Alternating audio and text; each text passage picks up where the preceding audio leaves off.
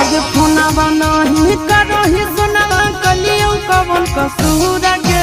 फोनवा नहीं करही सोनवा कलियो कवन कसूर गे। अरे बतिया करते सैया धरल मोबाइलवे दिल को चूर रे।